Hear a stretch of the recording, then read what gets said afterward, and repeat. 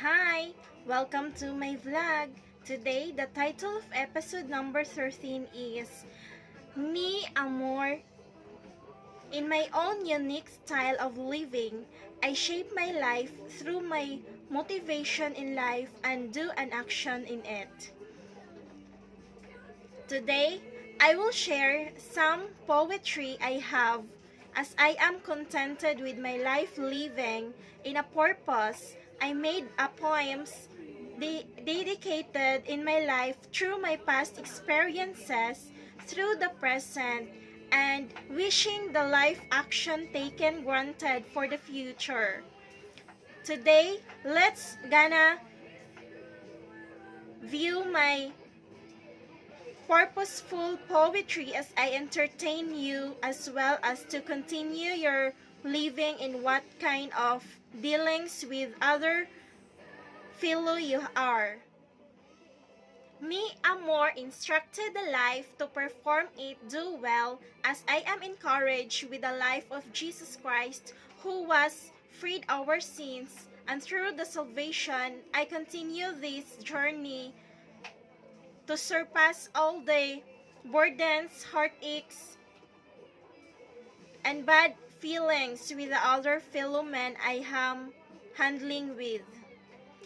Fight, fight, fight, go, go, go, and win the race for Him alone, because He is the maker of the life we are surviving for. Through this poetry, I encounter Jesus to pursue my life given with the scriptures reading or the Bible readings. I continue to surpass all the emotions, negatives, and heart feelings with my co-fellow human being. I discover my life at first to be hard and hurtful, but at the middle, I encounter with supplication with the feelings I attributed, so therefore I can move forward because I have no heartaches at all. I just influence the freedom that do reflect of what I have given chances to struggle or battling that kind of feeling. Today, Mi Amor gonna influence your life to strive more and pursue hard to get what you are racing for. At the end, I may say congratulations. We made it. Keep up the good work. Now, witness my few moments of poetry. Pagkausab sa pagsalig. Ikaw ba ang tawo nga nasamaran, nga sa dughan nasakitan, tungod sa usa ka pagsalig na wagtangan? Kaanindot sa panahon na lukbitan, diin ang sinugdanan walay kinutuban, tungod sa dala nga kahapsay, nga ang mga pag-antos wala gidaganan. Sa dihang nahimamat ko ang kapalaran, nga akong gibudhian, akong naantiguhan, ang pag-usab sa pagsalig akong nahatagan, sa pagpadagan o pagkakaplag sa kamatuuran, nga kini gidayan-dayan aron sa pagpukaw sa akong balatian. Pagkadaghan na sa mga panahon akong gialalayan, sa kamaya o kaluwasan, pero ang kawala sa bilima oy nalukbitan, karon ang akong pagsalig na kuhaan. Sa gamay nga kahilom og sayop ang nagpatigbabaw sa tanan. Haay naman kaha ang katapusan niining mga butanga wala nagpasayon sa kinabuhi akong gisubay nga dalan. Pagkausab sa pagsalig dili sama sa usa ka kawatan nga dili kasaligan. Tungod niini, aduna pay tsansa ikaw masampitan, kun ang patalinghog sa isig katawo dili makuhaan, apan ikaw madaganan.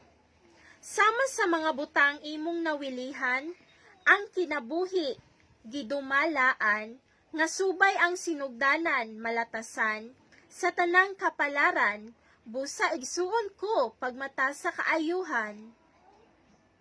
Ilabi na ang katahom adunay aghat aron mailhan, ikaw sa mga panid sa kaluwasan adunay kagaluwasan, ug adunay kahiusahan kun ang balatian mahupay na sudong sa dalan.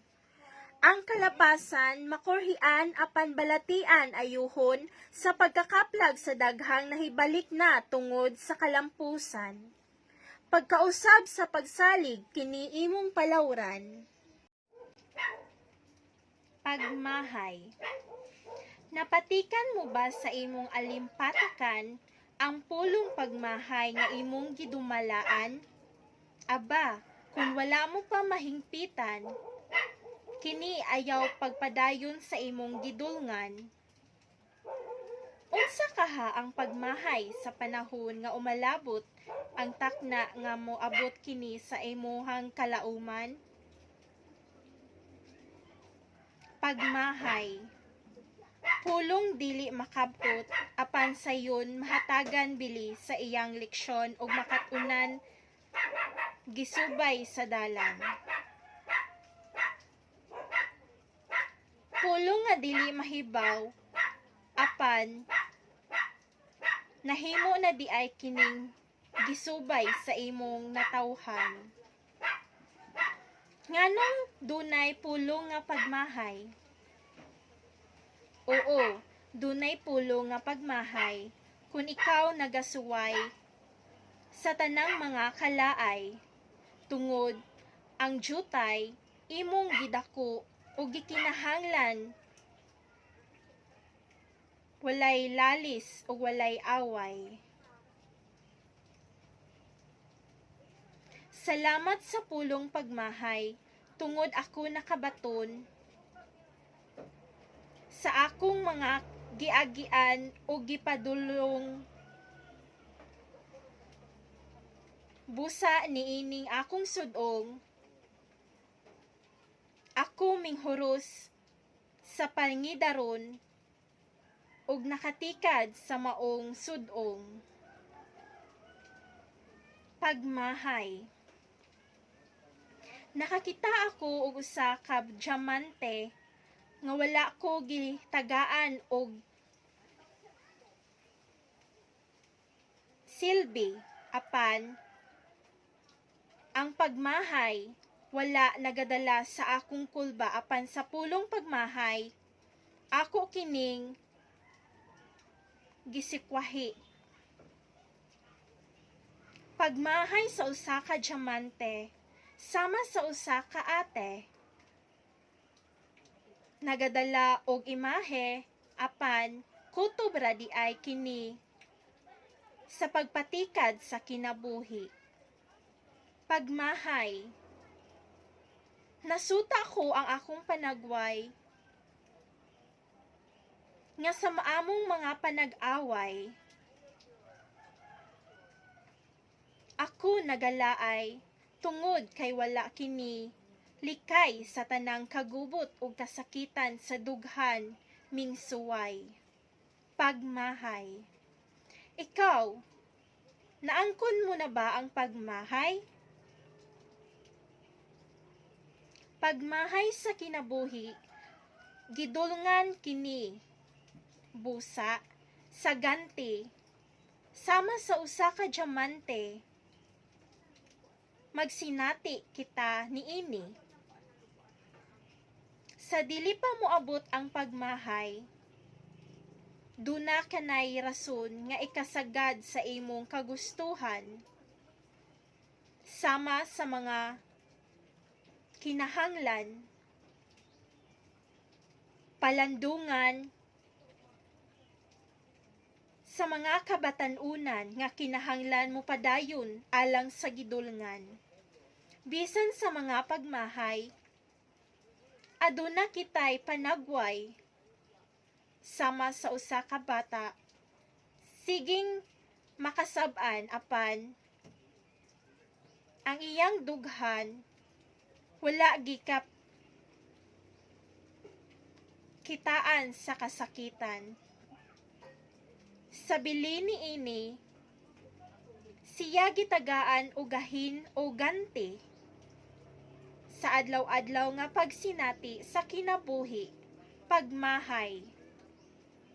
Ayaw pagdulong sa imong kinabuhi nga may pagmahay.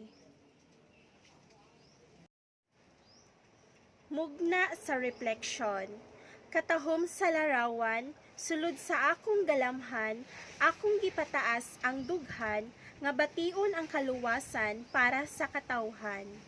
Alang sa mga sinugdanan, mapatikaran inubanan, sa mga kasayuran akong dalangpanan. Pag-abot sa kangit-ngiton, wala maaninag ang mga kabituon sa langit nagmaalagaron. Apan ang pagkamaambungon, nasuta sukad karon, busa akong kabubuton nagmaalagaron. Sa pagkamahinungdanon, aron sutaon ang kadaadlaw nga nagpaluyo sa panahon.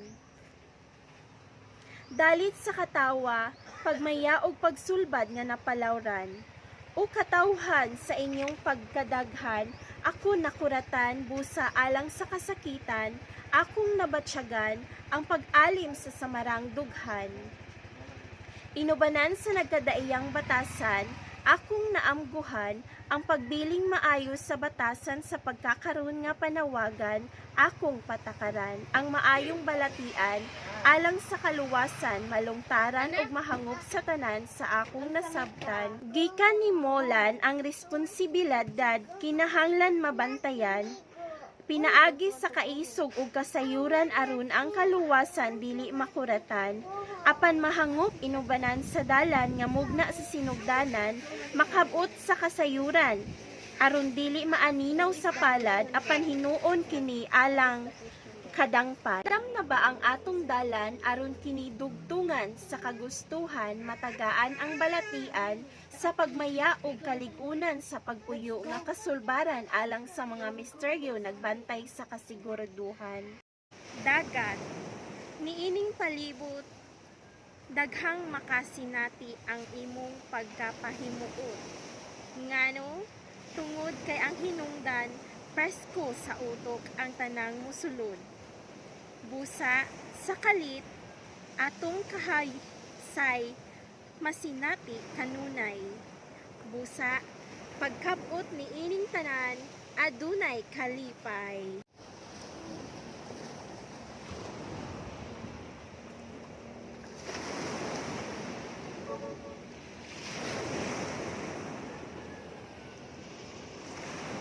Hi.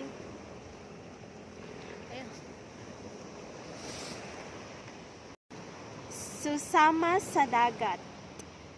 Ang akong katawa, nagdala og kagat sa mga kanhiay ng labay, nga wala natagaan og pagbati nga dayag. Hinungdan niini, ako nagalayag sa kadagatan nga dili maaninaw ang akong anino. Busa, sa pulong na lang ako kining ipaambit kanimo.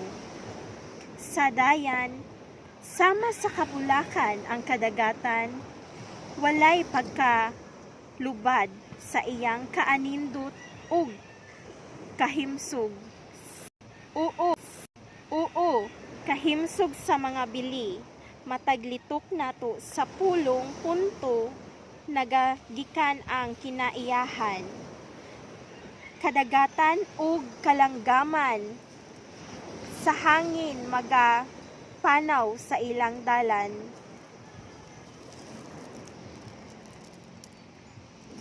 Hangin nga mihuros sa akong nawong, nga walay pagkapalong, daw ako nagsudong sa katahom, nga may palandong sa kaanindot sa palibot.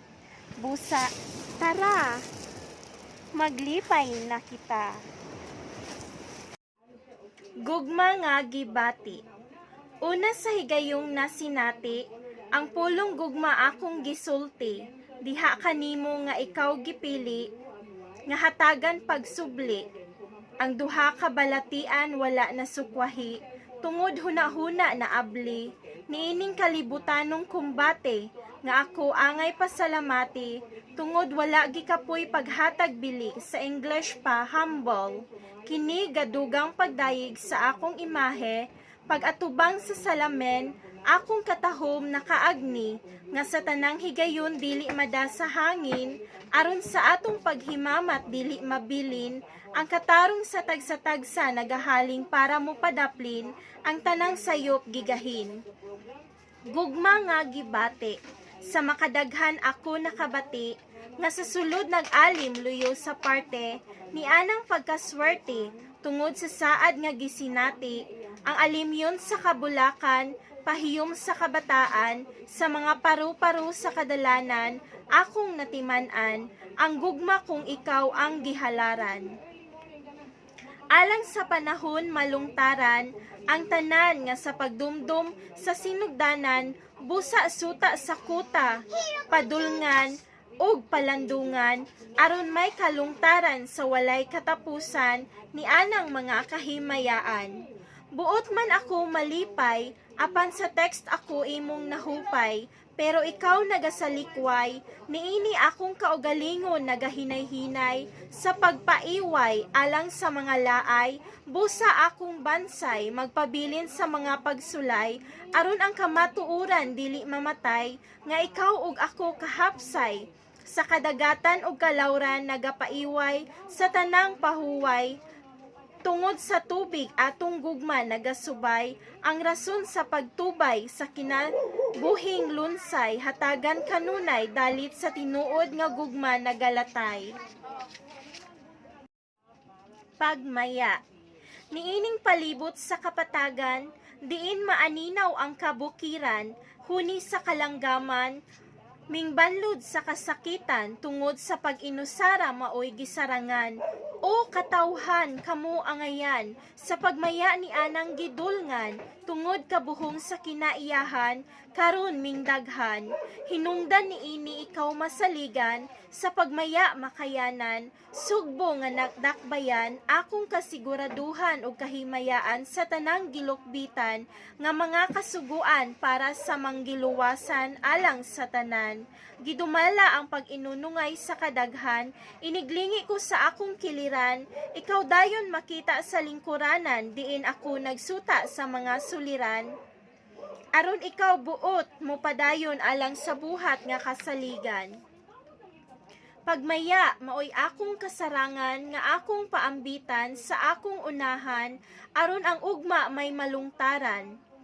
Sa paghimamatay sa tinudunay nga katawhan, busa karon ikaw gilambigitan, daw gibantayan, sa katakos na batsyagan, padayon sa imong pag-inusara sa akong kiliran, aron ikaw mapasalamatan, karon og sa kahangturan, buot kuman ikaw malamdagan, huros sa hangin na batsyagan, apan ang imong gidulngan maoy timaan sa tanang kapasayloan.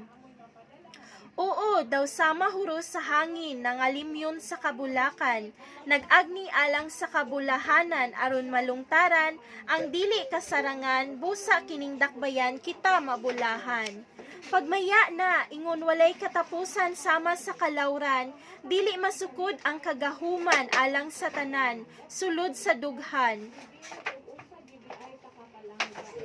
Mapailubon nga katawhan sa mga katawan nagmaya sa kadaghan, buot mailhan ang iyang konsensya sama sa kapalaran, buot makabot ang kahiusahan, busa kutob alang sa maangayan, kini gitagaan sa kasiguruduhan, aron siya magmaya sa kahangturan.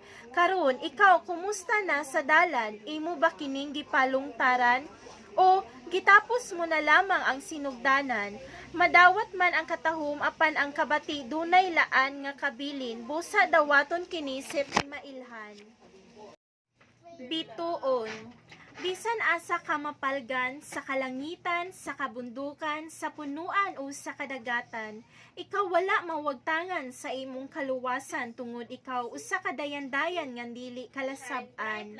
Sa mga mata nahayagan sa imong kapalaran, ako nadawat ang kahulugan sa kinabuhi may kagawasan, apan ang hinaot sa isigatawo may kapasayloan. Mao kini ang laraw sa imong imahe, akong kapasiguraduhan. Alang sa mga kapasidunggan nga may kinahanglan ang kapalaran, may sinugdanan ug katapusan alang sa tanan. Busa bituon sa akong unahan, ako buot hatagan ang kalami ug sayon alang sa kapaitan tungod ang hinungdan, buot na kong kabuton ang kasiguraduhan sa mga kalawran, sama sa gugma, hinalaran ug panag-away gisubayan. Pagkatahom sa imong kahayag nga ako nalamdagan, sa tanang inaghat diri kanako nakapangalan. Busa usa lamang akong masulti nga patakaran, iwag sa dalan akong gidumalaan, alang sa buutan, masinabtanon og ligdong nga katawhan. Oo, may kalahian kini akong natun-an, busa imong pagkamatinud-anon angay palawran, aron kita mahinangop sa dalan alang sa kahangturan, musaksi sa kaluwasan ug aron ang pakyasan sa unang katilingban mausubay sa husto ug angay. Mapadayon og akong kasiguraduhan ako sa pag-ambit sa iwag nga ang banag-banag walay kapasan. Saksi ang buwan sa pag-usab niini, busa katawhan kamo ayaw paglibog sa inyong napili nga buhatan kung kamo nagatuman. Subay sa kabalaka. Katahom sa panganod, nagadala sa kabalaka sa mga balod, mingdagsa sa baybaron aron masulod, ang tanang kalagot ug malunod, kutob sa tanang mga balaod, ang mga panaglalis ming hawod, apan ang malinawon ming banos aron sa tanang kutob, kini subay sa kabalaka gianod-anod. Subay sa kabalaka akong nakita sa mga banay sa pamilya, nga buot magmaya apan ang kahingawa ang minguna, kini ang panggidaron may lakbit kaha. O pagmaya na, nganong gitalikdan mo kaha, karon subay sa kabalaka imong gianinaw na, busa ang tawag ni Jesus ikaw pagpakabana. Aron maaninaw mo na, ang pwesto malungtaran na, sulod sa dughan puros kulba, aron ang pagsuta sa dayag nga kabalaka mahingpitan na. Panahon sa problema, akong nasulay ang pagpakabana sa kadaghan ming gara, tungod si Jesus ang akong gibutang sa huna-huna. Kung unsa siya alang sa tanan ilabaw sa mga makita o dili makita, ang akong dalan niining pagpakita, akong malungtaran siya, nga ako angayan magmugna, alang sa mga patalinghog sa pagsampit nila kanako nga way sama. Huni sa pagpakabana, karon gihatag ko na, alang sa kalauman ba, tungod ang dalan subay sa kabalaka, akong maagni og mapwestuhan na. Kauban ang pag-alagad sa usag-usa, ang sikreto aron mahanaw na, tungod kini nagadala sa konsensya nga walay padulngan sa pagpadama.